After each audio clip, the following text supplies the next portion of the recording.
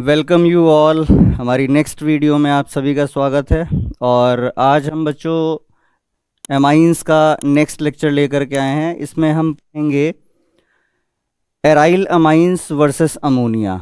आपको याद हो हमने जो अपना प्रीवियस लेक्चर था उसमें हमने सीखा था कि अमोनिया और एल्काइल अमाइंस में कौन ज़्यादा बेसिक होता है। बेसिक नेचर हमने पढ़ा था एल्केन अमाइंस वर्सेस अमोनिया का।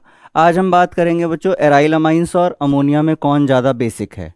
ठीक है, बेसिक कैरेक्टर किसका ज़्यादा होता है। चलिए देखिए, मान लेते हैं कि आपके पास जो एराइल अमाइन है ये दोनों तरीके से बिहेव कर रहा है। दोनों तरीकों का मतलब ये है यहाँ पे कि जैसे मैं कहूँ आपसे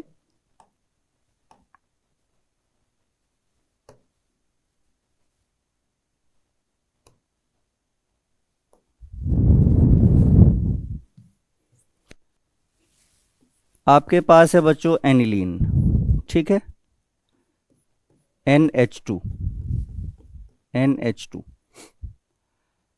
हमें इसकी रिएक्शन करवानी है। मान लीजिए हम इसकी रिएक्शन H+ से करवा रहे हैं और हम ये कह रहे हैं कि ये रिएक्शन कर ले रहा है, H+ से रिएक्शन कर ले रहा है। H+ से रिएक्शन करने का मतलब ये है कि जो नाइट्रोजन है वो अपने लोन पेयर से इस प्रोटॉन को कैप्चर कर रहा है। नाइट्रोजन अपने लोन पेयर से इस प्रोटॉन को कैप्चर कर रहा है। हमने ऐसा मान लिया कि ऐसा हो रहा है। चलिए, अगर ऐसा हो रहा है तो जो फॉर्मेशन होगी वो कुछ इस तरीके से होगी बच्चों, NH3+ which is called anilinium ion. ठीक है, एनीलीनियम आयन। ये कब होगा? जब नाइट्रोजन अपने लोन पेयर से हाइड्रोजन को अप्रोच करेगा, प्रोटॉन को अप्रोच करे, मतलब नाइट्रोजन का लोन पेयर अवेलेबल है ना, नाइट्रोजन का लोन पेयर अवेलेबल है। देखो, बेसिक कैरेक्टर में हम यही तो पढ़ रहे हैं कि जितनी ईज से नाइट्रोजन अपना लोन पेयर प्रोवाइड कर सकता है उतना अच्छा बेसिक माना जाएगा, है ना। तो हमने मान लिया कि ये अपना अपना लोन पेयर दे रहा है, दे पा रहा है, यानी कि बेसिक है, मान लिया। अब बच्चों यहाँ पे जो एनिलीनियम आयन बन रहा है इसके जो कैकुले स्ट्रक्चर होती हैं वो दो ही पॉसिबिलिटीज हैं बनने की। जैसे एक ये हो गया, दूसरा हम इसके बॉन्ड्स को ऑल्टर करके एक दूसरी स्ट्रक्चर बना सकते हैं। कैसे? बॉन्ड्स की पोजीशन को बदल देना है, NH3+। ठीक है बच्चों, ये दो यहां पे आपको स्ट्रक्चर्स मिल सकती हैं अगर हम इस केस को मान के चलें कि नाइट्रोजन अपने लोन पेयर को दे रहा है।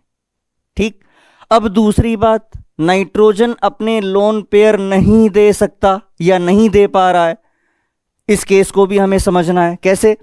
हमने माना कि नाइट्रोजन पे, यानी कि जो आपके पास में अब दूसरा केस है, ये लेट बी केस 1 है and let it be case 2। ये केस 2 है आपका, ठीक है। नाइट्रोजन अपने लोन पेयर नहीं दे रहा है, ऐसा हम मान रहे हैं। नाइट्रोजन के जो लोन पेयर हैं ये अवेलेबल नहीं है, मतलब ये अब नीचे रिंग में आएंगे, लोन पेयर नीचे रिंग में आएंगे। देखिए, ये लोन पेयर नाइट्रोजन ने आगे शेयर ना करके इसने रिंग में उतार दिए। इसको कहते हैं रिंग को एक्टिवेट कर देना, इसको कहते हैं रिंग को एक्टिवेट कर देना। तो जो नाइट्रोजन के लोन पेयर हैं वो फैसिलिटेट कर देते हैं बेंजीन रिंग को, उसको एक्टिवेट कर देते हैं। लोन पेयर नीचे आए बच्चों, डबल बॉन्ड की फॉर्मेशन होगी नाइट्रोजन के पास, ये वाला बॉन्ड ब्रेक होगा, यहां पे नेगेटिव चार्ज फॉर्म करेगा। ठीक है, नाइट्रोजन का लोन पेयर रिंग में आता है, डबल बॉन्ड फॉर्मेशन होती है, ये वाला डबल बॉन्ड यहां से ब्रेक होकर के चार्ज शिफ्ट कर देता है यहां पे नेगेटिव। चलिए, अब आगे क्या होगा, इसका जो नेक्स्ट स्टेप है, यहां पे नेगेटिव आ गया, यहां डबल बॉन्ड है NH2 और नाइट्रोजन पे चार्ज है पॉजिटिव, ठीक है। एक बॉन्ड यहाँ पे है आपका और एक बॉन्ड ये। अब क्या होगा, नेगेटिव चार्ज वापस से बॉन्ड फॉर्मेशन करेगा और ये वाला बॉन्ड अगेन ब्रेक होकर के यहाँ पे आ जाएगा। ये रेजोनेंस है, रेजोनेटिंग स्ट्रक्चर्स आप लोगों ने पढ़ी हुई हैं कि रेजोनेटिंग स्ट्रक्चर्स कैसे बनाते हैं, है ना। ये रेजोनेंस का फिनोमिना है। इसमें हम आगे चार्ज को शिफ्ट करते जाएंगे, चार्ज को शिफ्ट करते जाएंगे तो हमारे पास में रेजोनेटिंग स्ट्रक्चर मिल जाएंगी हमको, ठीक। इसकी रेजोनेटिंग स्ट्रक्चर बना लेनी है सारी। डबल बॉन्ड यहाँ पे है, ये आपका NH2 प्लस माइनस यहाँ पे आया, ये बॉन्ड यहाँ पे है।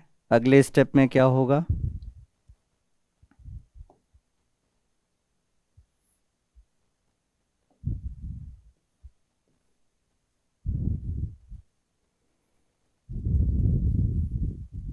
देखिए ये वापस से यहाँ से बॉन्ड की फॉर्मेशन करेगा तो ये वाला ब्रेक होकर के यहाँ पे आ जाएगा नेगेटिव, ठीक। चार्ज को आपको डिस्पर्स करते रहना है रिंग के अंदर। यहाँ पे आया माइनस, ये डबल बॉन्ड NH2 और इस पे प्लस, ठीक है।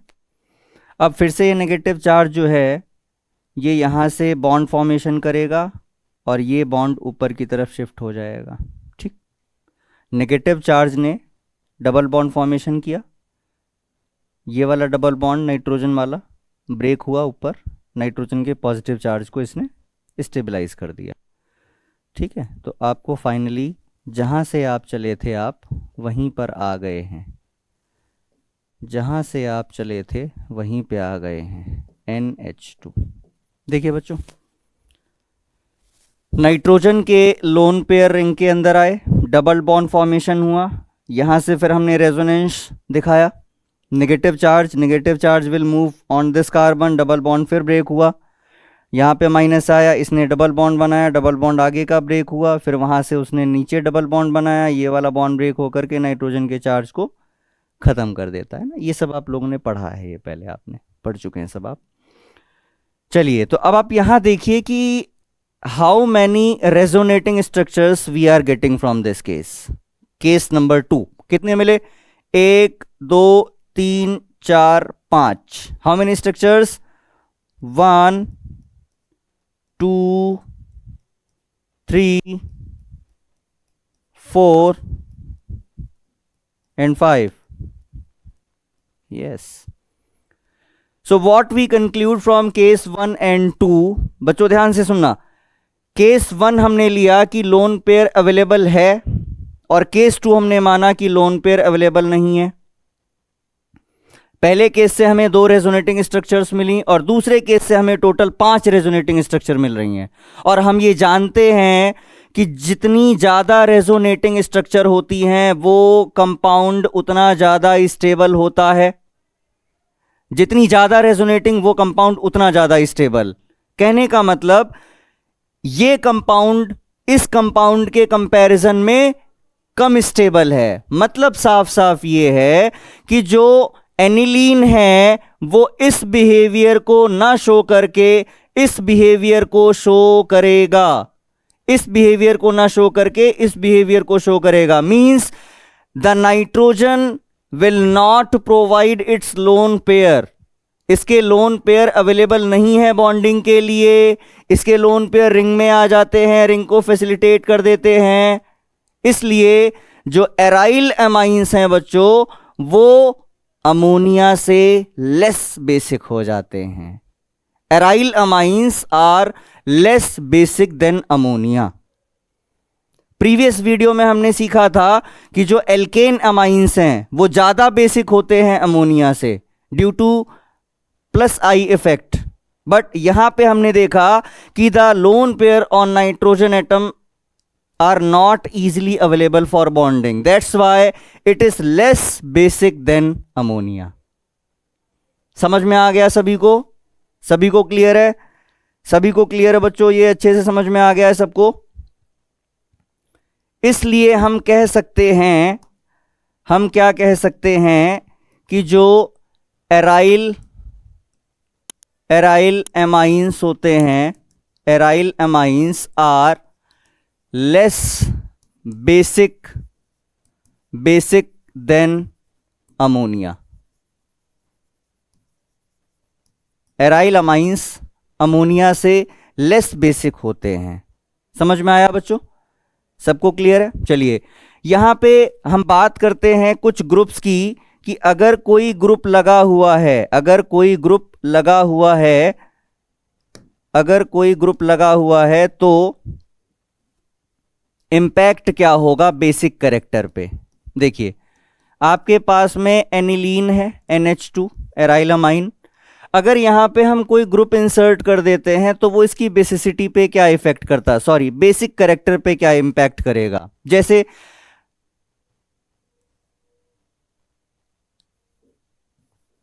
इलेक्ट्रॉन रिलीजिंग ग्रुप जो होते हैं बच्चों, वो इसके बेसिक कैरेक्टर को बढ़ा देंगे। इलेक्ट्रॉन रिलीजिंग ग्रुप जो होते हैं वो बेसिक कैरेक्टर को बढ़ा देंगे। इंक्रीजेस बेसिक कैरेक्टर को बढ़ा देंगे, इसको भी समझते हैं। और अगर आपके पास इलेक्ट्रॉन विथड्रॉइंग ग्रुप हैं, यानी आपने एमाइंस में, एराइल अमाइंस में इलेक्ट्रॉन विथड्रॉइंग ग्रुप लगा दिया है, तो वो क्या काम करेगा, उसके बेसिक कैरेक्टर को डिक्रीज करेगा। ये कैसे होता है देखिए ध्यान से समझिए। एक एग्जांपल लेते हैं NH2, ठीक है। मान लीजिए आपने यहां पे एक ग्रुप लगा दिया है OCH3 मिथॉक्सी ग्रुप लगा दिया है, जो कि बेसिकली कैसा होता है, इलेक्ट्रॉन रिलीजिंग ग्रुप, इलेक्ट्रॉन देता है, इलेक्ट्रॉन डोनेटिंग ग्रुप है ये मेथॉक्सी, ठीक। रिंग कैसी है, रिंग का नेचर कैसा है, रिंग का नेचर है बच्चों इलेक्ट्रॉन विड्रॉइंग का, मतलब रिंग को इलेक्ट्रॉन चाहिए, अब वो इलेक्ट्रॉन नाइट्रोजन से खींचेगा, जो रिंग है वो इलेक्ट्रॉन नाइट्रोजन से खींचेगा या इससे खींचेगा। अब देखो इस केस में यहां पर रिंग के पास कोई दूसरा ऑप्शन नहीं था इलेक्ट्रॉन्स को अट्रैक्ट करने का, तो जो रिंग है वो नाइट्रोजन से इलेक्ट्रॉन नीचे की तरफ खींच रही है, नाइट्रोजन से। इसलिए यहां पे नाइट्रोजन के इलेक्ट्रॉन्स जो हैं यानी कि लोन पेयर हैं वो बॉन्डिंग के लिए अवेलेबल नहीं हो पाते, ठीक है। बट यहां क्या हुआ कि जो इलेक्ट्रॉन रिंग को खींचने हैं वो इलेक्ट्रॉन अब ये ग्रुप दे रहा है इसको, इलेक्ट्रॉन रिलीजिंग ग्रुप जो है ये इलेक्ट्रॉन्स प्रोवाइड करेगा रिंग को। तो जब रिंग को इलेक्ट्रॉन यहां से मिलने लग जाएंगे तो वो नाइट्रोजन को छोड़ देगा कि भाई ठीक है मुझे इलेक्ट्रॉन मिलने थे, मुझे ये दे रहा है, आप जाओ।